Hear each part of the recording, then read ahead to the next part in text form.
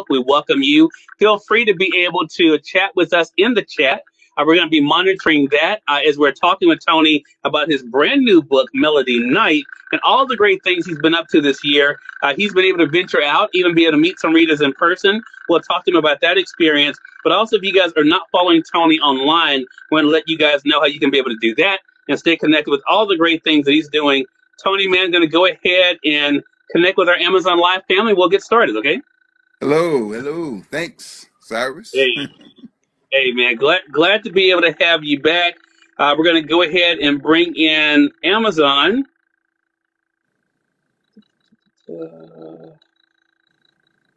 See.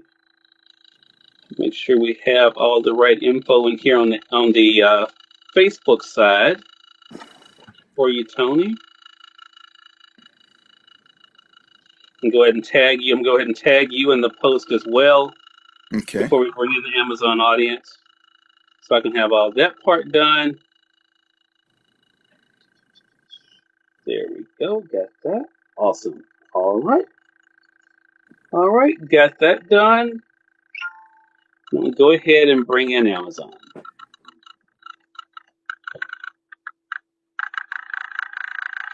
And you all are watching Cyrus Webb Presents here on Amazon Live. So glad you all could be with us again. I'm your host, Cyrus Webb. If you all are new to us here on the Amazon Live platform, we welcome you to the show. I want you guys to do a couple things for us as we begin today's segment. I'm going to go ahead and expand out for you guys for a second. And if you would be able to click over in this corner, if you're joining us on your desktop or your laptop, there you'll be able to see a follow button. Make sure you guys give us a follow here on the Amazon Live side. That way you can stay connected with us with all the programming. We have programming here on Amazon Live 7 days a week, so you can stay connected with us there. Also, if you guys are joining us on a desktop or laptop, you'll notice below, you'll see the books of our next guest. Best-selling author Tony Lindsay is back with us today. I want to talk to Tony not only about his literary journey, the year that's been 2021 for him. He's brought out not only one, but two books this year, giving us a double dose of Mr. Lindsay. We're going to talk to him about the newest book, Melody Night. And of course, that you guys know how to stay connected with him. Tony, man, glad to have you back on with us. Oh, Cyrus, it's an honor, brother. It's an honor to be with you. Yeah, the pleasure's definitely on my No denying that. Well, look, we've been friends for a long time. I took true. you through the treacherous journey of when, people who know who I used to do book events in person here. I mean, we take you all over the place. And Tony was one of those people brave enough to go with us, even crossing state lines. Tony, right? Yeah, right. So Richard Tony, Wright Library. That was fun, man. Yeah, so much fun. Yeah. So much fun. And Tony, you have been able to, and you and I have talked about this, but it bears repeating today. You have been able to do what so many authors have not been able to do, and that is to have the longevity in your career. I know you don't have a lot because you're writing so much and doing so much other stuff. I know you don't have time to really think about that. But what would you say if a fellow author came to you and said, Tony, what has been the key to your success? What would you say it would be? I would think an appreciation of the readers, making myself available to do community stuff, because people repeat my name when I do community events, staying flexible to new people who are trying to establish businesses in marketing and that type of thing. Just staying open to opportunities, staying and writing different types to different types. When I'm at an event, I look down at my table and I say, do I have something for the majority of the readers here? Do I have a mystery? Do I have a love story? Do I have some street lit? Do I have some erotica? Do I have a thriller?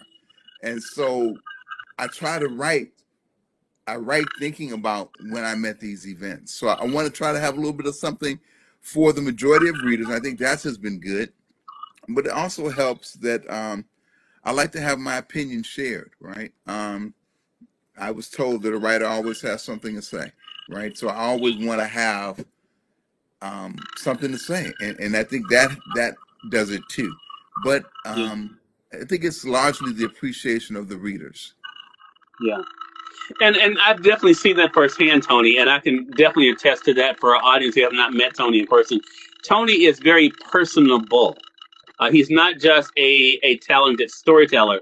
He is very personable, and not as a knock to any other author, but those two don't always necessarily go together, Tony, as you know. I mean, some authors are very good at their craft, but not so good about the interaction, the engagement, that part of it. They just like to be able to do what they do, and that works for them, right? Right, Have you right. always known that you had to write? Because it really strikes me, Tony, and I could be wrong on this, but I'm curious to know what you have to say. Whether you were writing books for us or whatever, I feel like you would have to write in some form or fashion regardless. Would you agree?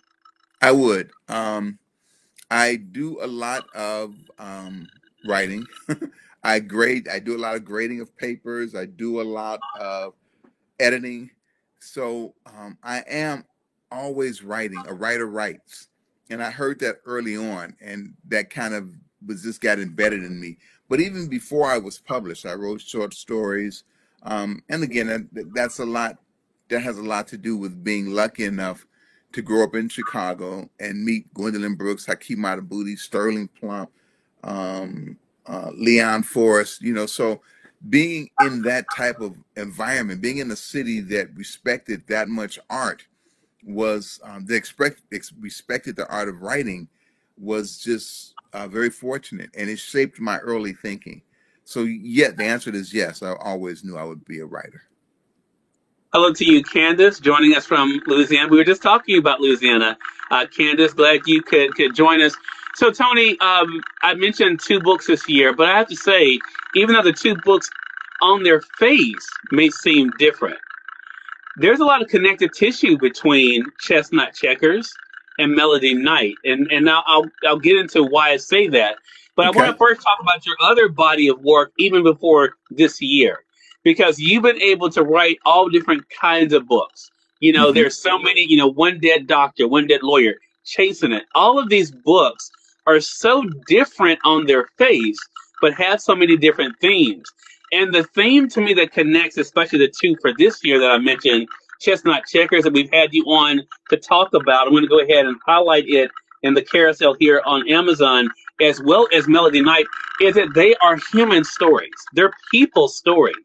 And they're Okay. dealing with issues of people. And even though Melody is a different type of individual, she's dealing with things that all of us have to grapple with. Do you think that kind of is, if there is a through line for Tony Lindsay, do you think that is about it, finding the humanity in humans?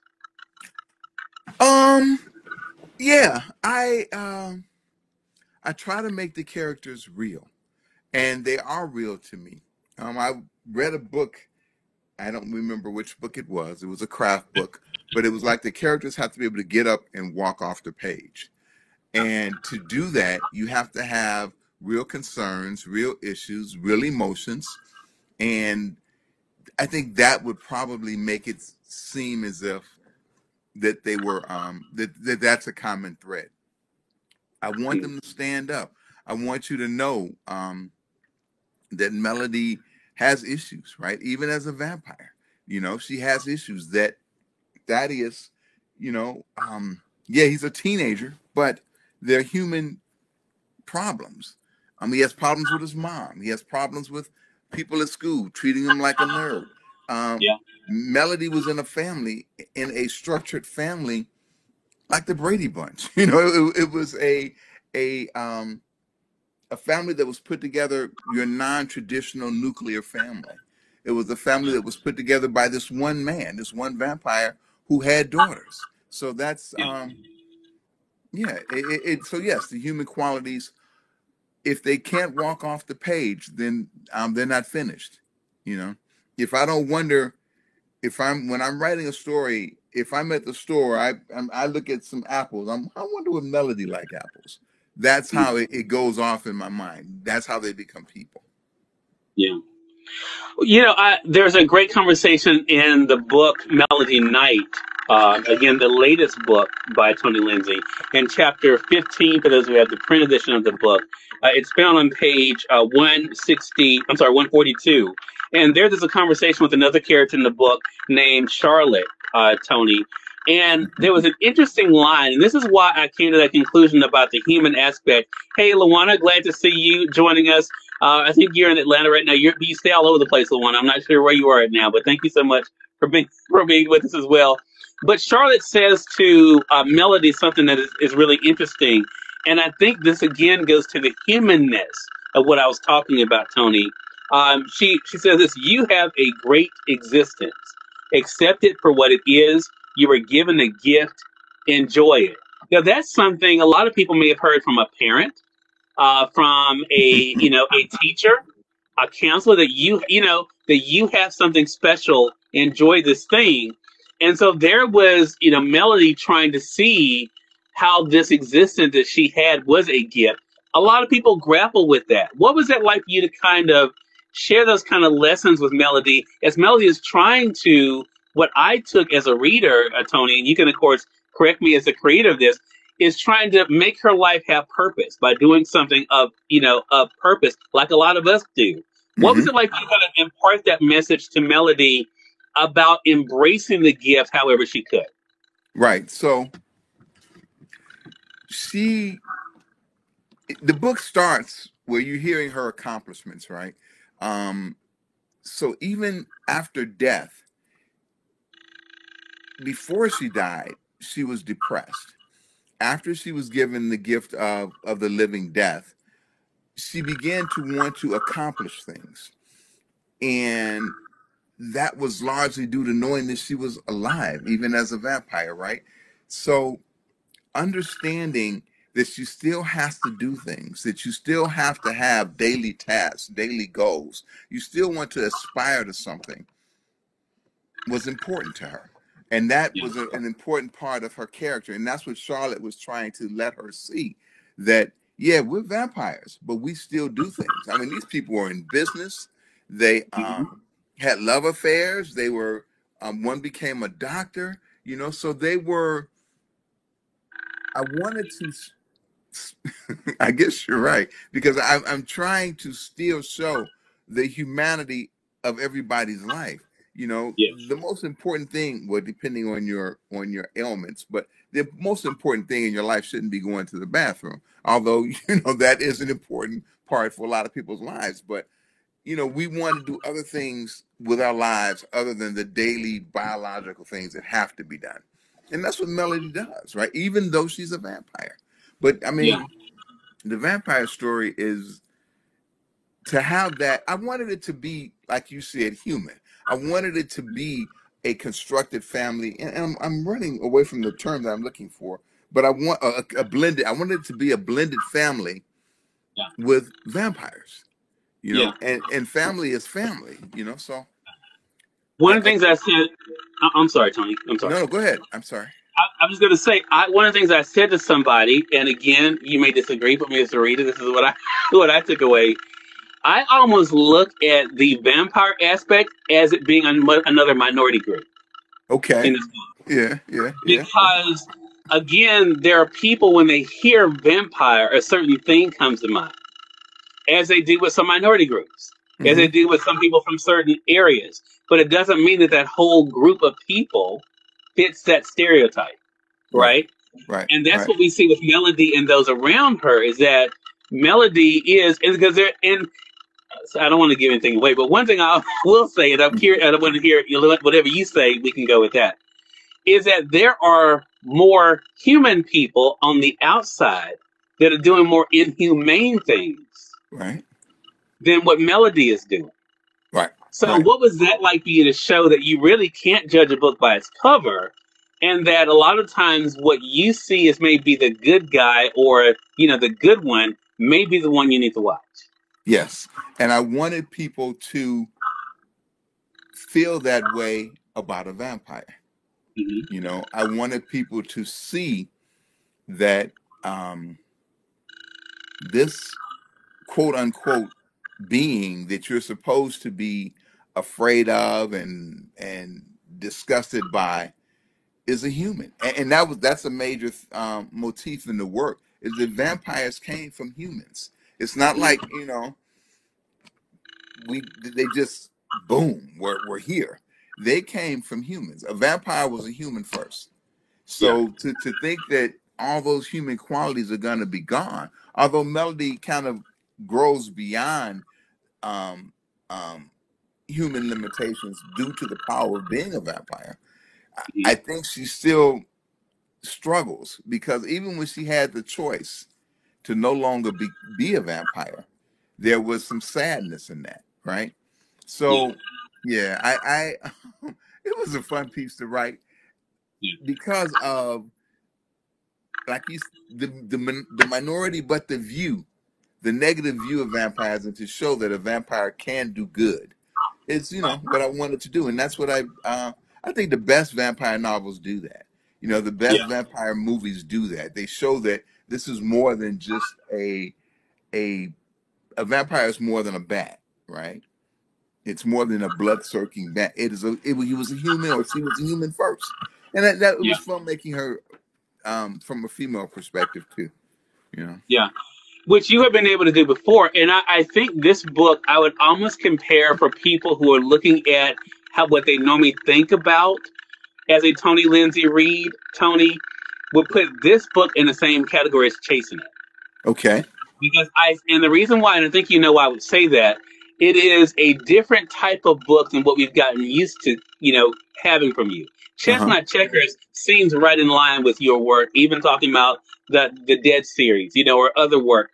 But I think these books, because they do make us look at what's seen as the other differently, Mm-hmm. I think that is what makes them stand out. So an obvious question with and Candace says if they can't walk off the page, then I'm not finished. Yes, she was quoting you there, Tony. I guess an obvious question would be then, Tony, and this question is really for the aspiring authors out there who may have had success. I remember when I interviewed Anne Rice this year, and it's so interesting we're having this conversation this year with your book, but she was talking about how some people like some of her characters, don't like the others, and she said that's their right. That's that's the thing. It's not up to her to make people like what she writes. It's up for her to write what she likes. Right. So I guess my question to you would be, what gives you the courage to write what you want to write instead of what you think people expect you to write? Wow. I don't know if it's courage, Cyrus, as much as it is. Um, People have said I was arrogant in the fact that I cross genres, or I've wrote about transgender men and women. I've written about addiction. I've written about family love. I've written about young people growing beyond their parents. And I don't look at it as arrogance, man. It's just what I want to say. That's Yeah. the story that came to me. Um, I got a lot of flack for when I did Three Possessions, which was originally titled Prayer of Prey. The Christians that had read me were upset because they said, "Oh, that guy prayed to the devil," and I was like, "Well, he was a demon." So, and I've got a lot of flack when I wrote More Boy Than Girl from women who I wasn't expecting to hear the flack from, because she's a lesbian and she's a lesbian pimp, and so people were upset that I used that persona to tell a story. The characters are only used to tell the story. All right. Sometimes the story is the character, which was the case with Chestnut Checkers, um, with Melody Knight, even, and Chase. And you're right; they are closely related because they are character driven stories.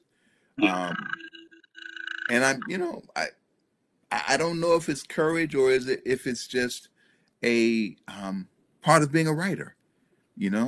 I've got a story and I want to tell it, and hopefully that'll stay present. And I want other people to read it. I remember when I read Jewel Parker Rhodes' Free Within Ourselves. She says in this book that you have to have your readers asking what's next, and that's important to me, and that helps me tell the story. If I can have the reader wondering where this story is going, then I've done what I'm supposed to do. If they're asking what's next, then I've done what I'm supposed to do. It's interesting. I would not. That really surprised when you said some people said you were arrogant. That is not a word I would ever put in the same. And I'm not just saying this because I'm talking to you. Oh no, I I would hear it quite never a bit. put I would never think of arrogance and Tony Lindsay together. And Yeah, that's having spent time with you, having seen you, not just read you and followed you. right. That's not, but it is interesting how a lot of times people do put their own limitations, right, on other people, and they have to find a way to be able to label them because you have the courage. I want to use the word courage. That you have the courage to do what so many people don't do. Because quite honestly, Tony, I talk to authors all the time who say, I want to write something else, but the readers want this. So I write this. And so that's why I think it is courage because you could just decide, okay, well, I want to write this, but the people that may not want to read that, they want to read this. So that's what I'm going to do. And I think Candace asked an interesting question. Is it audacity more than courage? That's an Hmm. interesting question.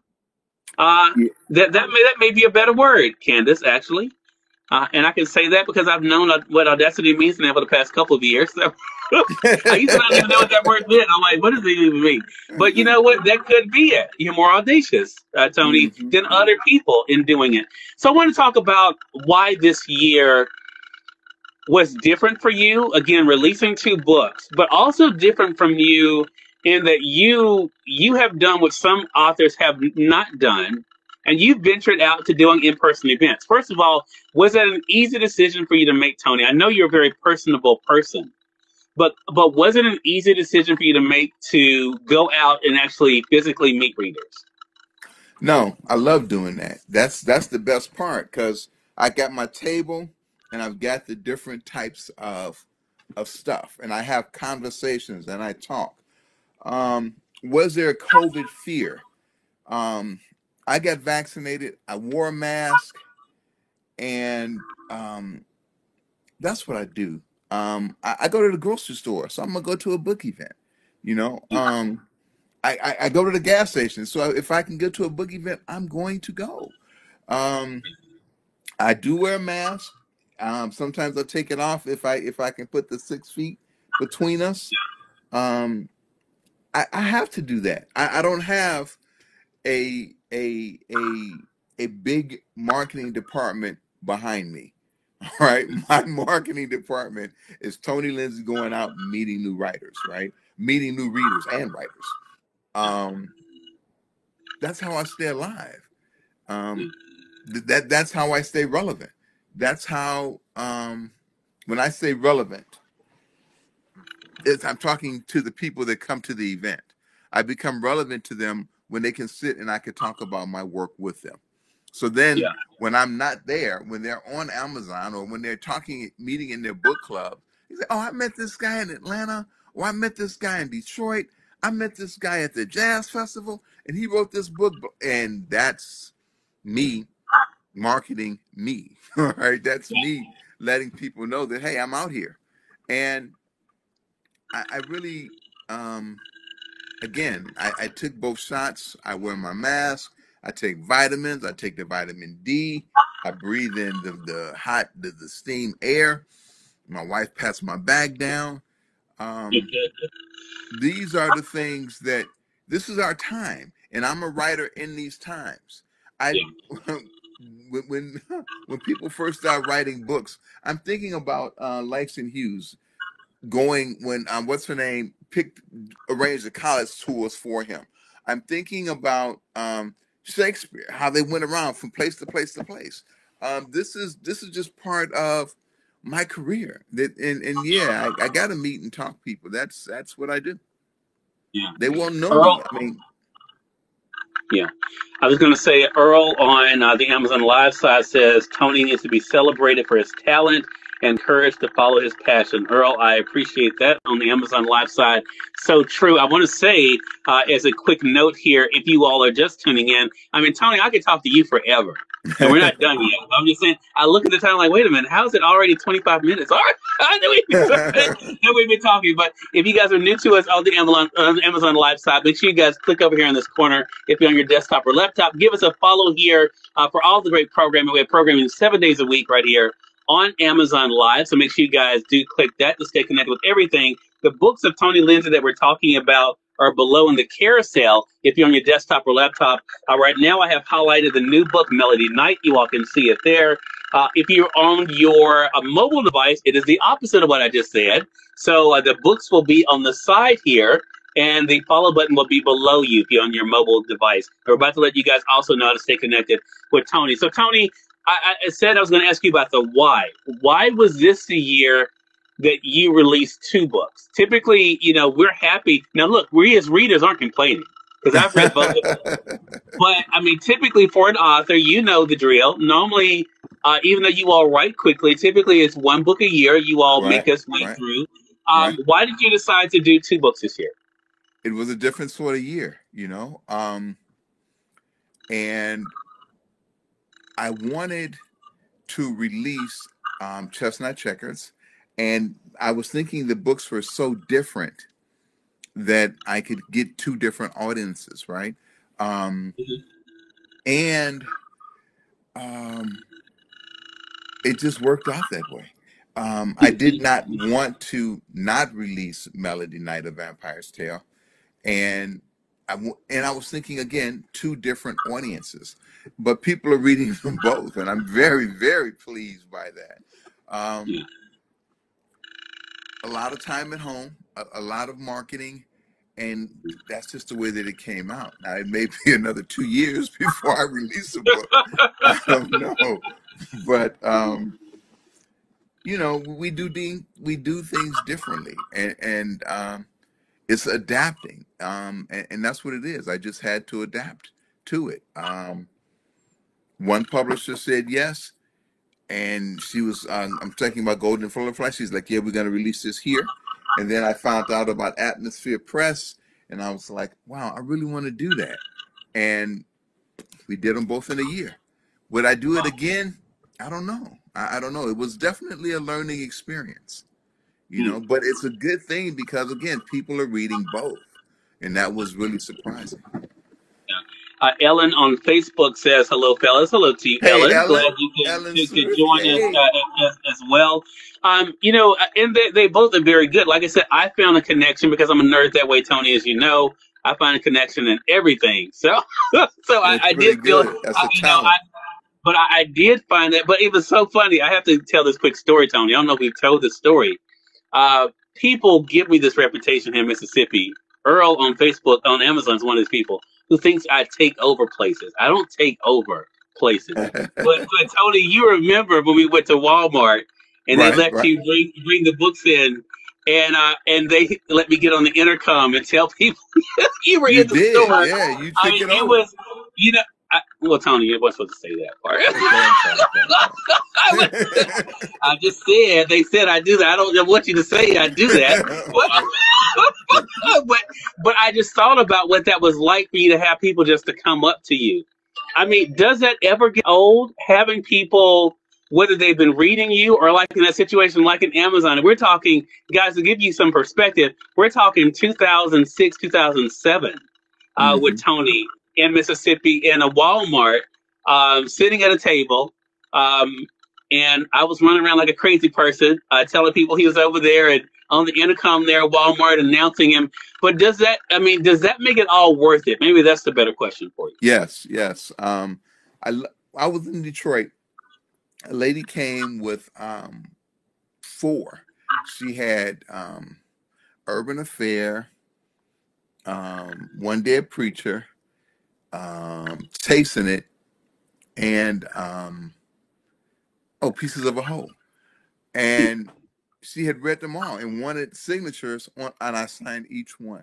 But she talked about my career as if we were friends. And that, yes, we are friends, because you've read my work, So no, it doesn't get old, Cyrus. It's the best part, It used to be when I finished a piece, I was always like really afraid that something's going to be wrong with it. People are not going to like it. Now it's like when I finish a piece, I have some serenity. I'm like, yeah, this story's out here. I've done this. So that's the difference between you know, a 3-book author and a 14-book author. I know when it's finished now, you know, Yeah. and I know the things that I want to write. So I got another. I'm finishing up another One Dead now.